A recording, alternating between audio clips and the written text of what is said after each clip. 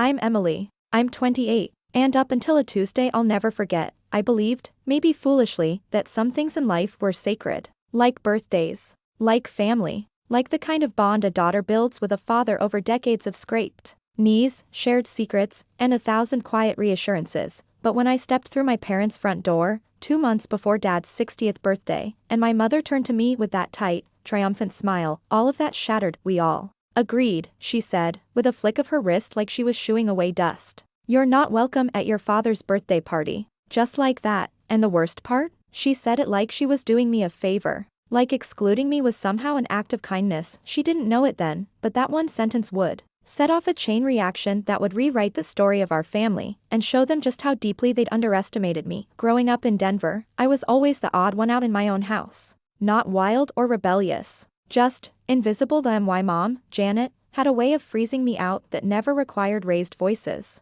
Instead, she wielded her disapproval with precision, polite neglect, strategic silence, and relentless comparison to my older brother, Nathan. Nathan was her golden boy. Tall, brilliant, athletic, destined for greatness. Everything I did, no matter how hard I tried, was a shadow to his spotlight. Straight as Nathan was valedictorian. Promotion at work, Nathan. Just made partner. It never ended. But my dad was different. Greg Carson was the kind of man who showed up. To games. To recitals. To those weird school assemblies where no one really knew what was going on. He showed up, and he saw me. He taught me to balance a checkbook before I could drive. He was the reason I pursued finance. He used to slip handwritten notes into my lunch during middle school, little affirmations that I still keep in a box in my Chicago apartment. So, when Dad had a heart attack last spring, I dropped everything. Took leave from my firm, flew back home, and spent 3 weeks helping him recover. My mom called it disruptive, but Dad called it something else. He called it love. While he recovered, I told him about my idea, something I'd quietly been saving for over 2 years.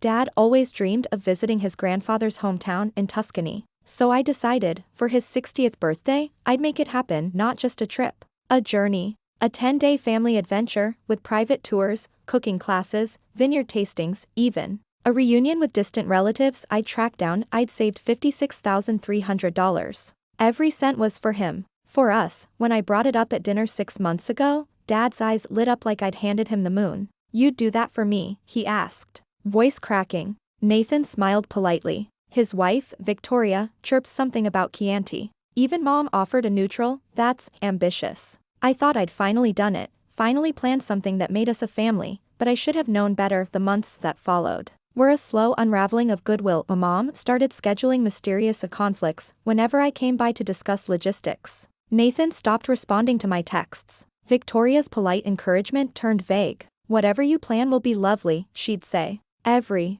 single time Dad remained my anchor. He asked questions, practiced Italian phrases, buongiorno, spaghetti, was a favorite, and helped me pick activities. We'd FaceTime while flipping through guidebooks. Meanwhile, I booked everything: a villa in Montepulciano, a cooking class with a Michelin-trained nonna, a day trip to Florence, and even a visit to the old olive grove still owned by our distant cousins, the Rickis. Dad was going to walk the same soil his great-grandfather had. I imagine the look on his face when he tasted olive oil pressed from trees planted by our ancestors. I was giving him back a piece of his origin, but behind my back, my mother and brother were staging something entirely different: the eavesdrop. That changed everything. 3 months before the trip, Mom invited me to Sunday dinner. I brought gifts: fresh espresso, a Tuscan guidebook, and homemade biscotti. It was a trap. The moment I walked in, I felt it. Mom, Nathan, and Victoria were huddled in the kitchen, voices low. They stopped talking the moment they saw me. Dinner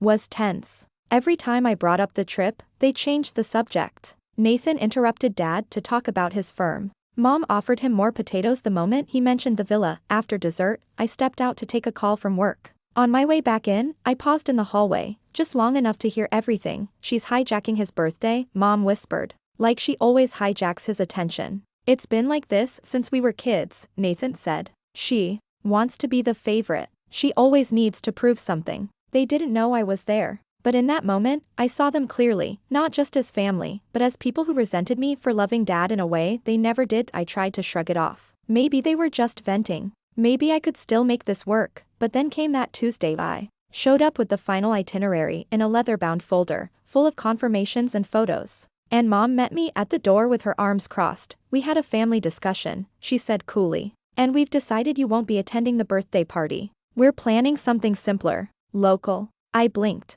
What about the trip? We cancelled it, she said. It was too much. Dad needs rest, not a European marathon. I turned to my brother, who stood behind her, silent. You told me he was excited, I said, voice cracking. He doesn't want conflict, Nathan replied. He'll go along with what's best. But this wasn't what was best. This was control. This was punishment, and for the first time in my life, I didn't beg to be included. 2 weeks later, I flew to Italy alone. Well, technically alone. I brought a surprise with me. 2 days after the disinvitation, Dad called me in secret. He'd found the itinerary folder under his recliner, where Mom had hidden it. He cried when he saw what I'd planned. And then he said the words that changed everything. Book me a seat. I want to go. *, we planned it behind their backs. While Mom was fussing over her backyard party and Nathan was golfing, I arranged private transport, booked a second villa just for us, rerouted everything. On his birthday, while guests back home toasted with catered canapes and a saxophone quartet,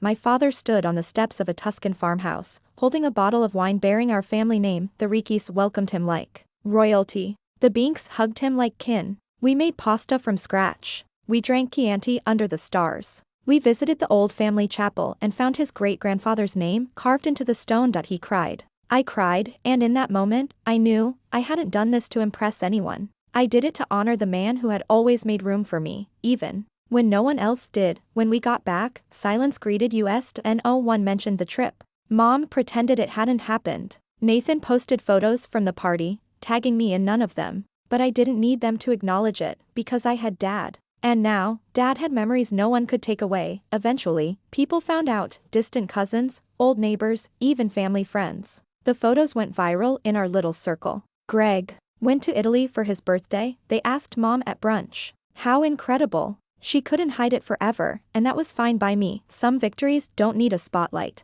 Some stories don't need validation. They just need to be true. It's been 8 months. Dad now hosts monthly Italian dinners at his place. He tells stories of Tuscany with childlike joy, and each time, he smiles at me across the table like we're keeping a beautiful secret. Mom and Nathan remain distant. I've stopped trying to fix what never wanted to be whole. I've stopped chasing the approval of people who only value you when you're quiet and compliant, and every time I open that box of old lunchbox notes, I find strength in his scrawl. You're enough, just as you are. Turns out, he was right all along. If you've ever been the outsider in your own family, know this, you're not alone. Sometimes, the best thing you can do is stop waiting for permission, and start living the life they never believed you could. Let them watch, let them wonder, and when they ask why you look so free, just smile. And tell them you finally remembered who you were always meant to be. You know how he hates conflict, Tyler said flatly. I stared at my phone after he hung up, the screen gone dark but the sting of his words still fresh. By early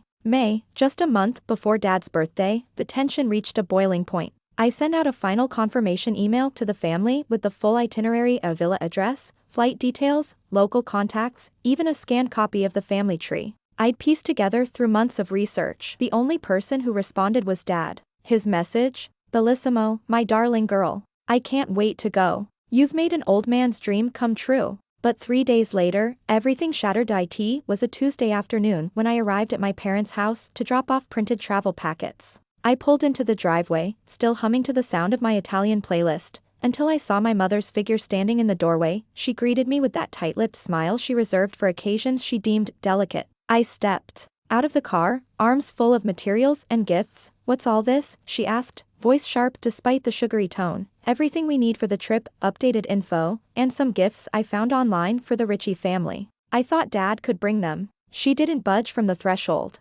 That won't be necessary. I blinked, confused. Why not? Because you're not welcome at your father's birthday party. It took me a second to process the words. What? We all talked, she continued, now stepping forward slightly, her gaze cold. You've been overstepping, hijacking the celebration. We decided a smaller, local gathering is more appropriate. Something simple. For Robert's sake. We? Who's we? I asked, though I already knew. She smiled. Tyler, Rebecca, and me. Of course. I swallowed hard, searching for logic, for kindness, for anything human in her expression. But I planned this for 2 years. I saved up. I arranged everything, every detail, for Dad. He wants this trip. Her voice dropped lower, like a dagger cloaked in velvet. You did it for yourself. For attention. Always desperate to be seen. But you're not the center of this family, Ava. Ava. That's me. Ava Lawson. Not Olivia anymore. I was 28.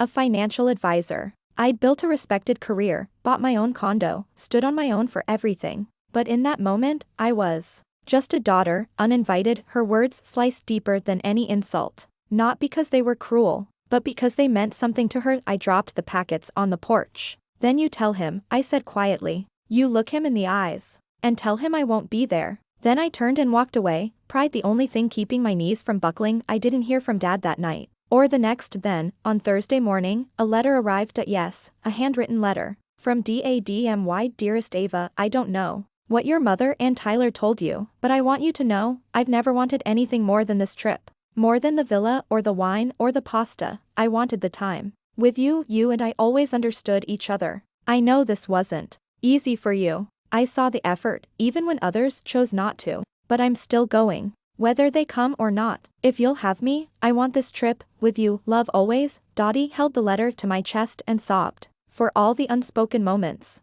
For every time I believed I wasn't enough. For the fact that in a world that always placed me second, my Dad still chose me. I booked 2 flights for June 10th. Just me and Dad. Italy welcomed us with sun-soaked hills and olive trees older than empires. The villa in Montepulciano was everything I imagined, warm terracotta, ivy-covered balconies, and the sweet scent of lavender drifting through the air. Dad cried when we arrived. Real, open tears. I never thought I'd see this place, he whispered, brushing his hand along the ancient stone wall. We spent 10 days living a lifetime. We learned to make pasta by hand with Nonna Maria, who reminded Dad of his grandmother. We wandered through Siena's alleys, where shadows of the past flickered behind stained glass windows. In Florence, we stood in front of the Birth of Venus, and he gripped my arm like it was the Sistine Chapel. The Ricci family welcomed us like long-lost kin. They showed us ledgers with our ancestors' names etched in faded ink. In one sun-drenched afternoon, we stood beside the oldest olive tree on the property, over 300 years old. This tree remembers us, the patriarch said, placing Dad's hand on the trunk. Your blood is in these roots. That night, we sat outside, sipping red wine from vines his grandfather might have picked, and for the first time in my life, Dad said something I didn't know I needed to hear. You've always been my favorite, he said quietly. I know I wasn't supposed to say that out loud, but I'm old now. I don't care. My eyes welled up. Even when Mom, he shook his head. Don't let your mother's bitterness become your burden. You shine, Ava. You always did. Dad's birthday morning was quiet, peaceful. We sat on the veranda with fresh espresso and a breeze slipping through the vineyards. The Bink family brought out a homemade cake with buon compleanno Roberto in dark chocolate lettering. That evening, the Ricci cousins threw a dinner under the stars, roasted boar, clinking glasses, and folk music humming in the background. Dad danced with a 90-year-old woman who claimed she once dated a Falski boy in 1942. Meanwhile, back in Denver, Tyler hosted a garden party. A catered event with string quartets and monogrammed napkins. I didn't need to see pictures.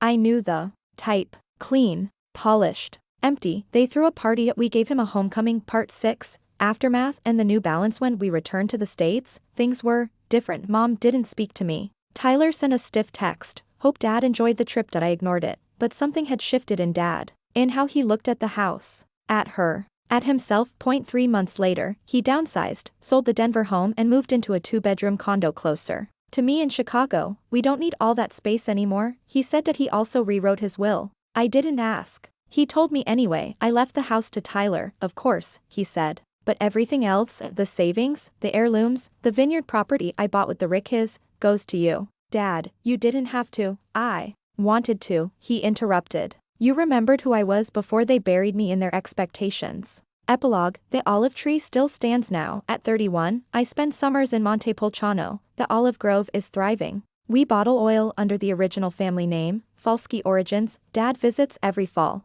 He's learned enough Italian to haggle in markets and flirt harmlessly with the women who pinch his cheeks. Sometimes I still think about that porch. The words Mom said. The family that turned their backs. But when I look at the tree, when I see the roots stretching through centuries of soil, I remember, I didn't need to be their favorite, I just needed to be real, and in the end, the truth always finds its way back home.